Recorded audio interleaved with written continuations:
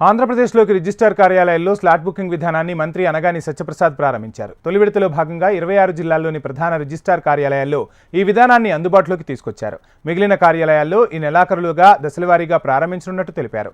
పేదలకు న్యాయం జరగాలన్న లక్ష్యంతో పనిచేస్తున్నామని మంత్రి సత్యప్రసాద్ తెలిపారు.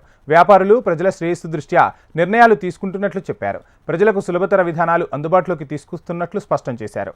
ఇలాంటి కొత్త సంస్కరణల వల్ల అవినీతికి తావుండదని పేర్కొన్నారు. వెబ్సైట్ లో స్లాట్ బుకింగ్ మాడ్యూల్ ద్వారా ఏ రోజు వీలుంటే ఆ రోజు, అంటే వెళ్ళి గంటల తరబడి రోజుల తరబడి నుంచి వెనక్కి వెళ్ళిపోయే పరిస్థితి మనం చూసాం.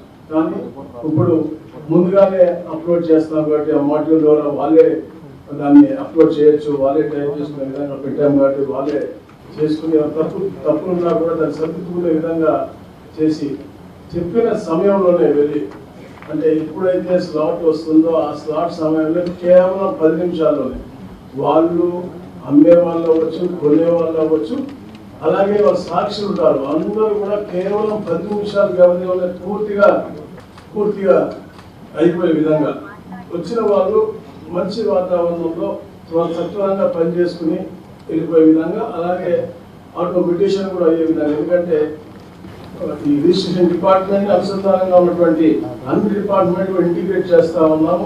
ఎన్ఐఏ డిటిసిపి మాత్రం జరుగుతూ ఉంది, అది కూడా ఒక నెల రోజుల్లో పూర్తి అవబోతా ఉంది. దాంతో అంటే మంచి ఫలితాలు ఇవ్వాలనే లక్ష్యంతోనే ఇవన్నీ కూడా అనుసంధానం చేస్తా ఉన్నాం. దాంతోపాటు గౌరవ చీఫ్ సెక్రటరీ గారు వచ్చిన తర్వాత పోడియం తీసేసి అందరూ కూడా అంటే సమానమైన గౌరవం కల్పించాలని లక్ష్యంతో పనిచేశారు.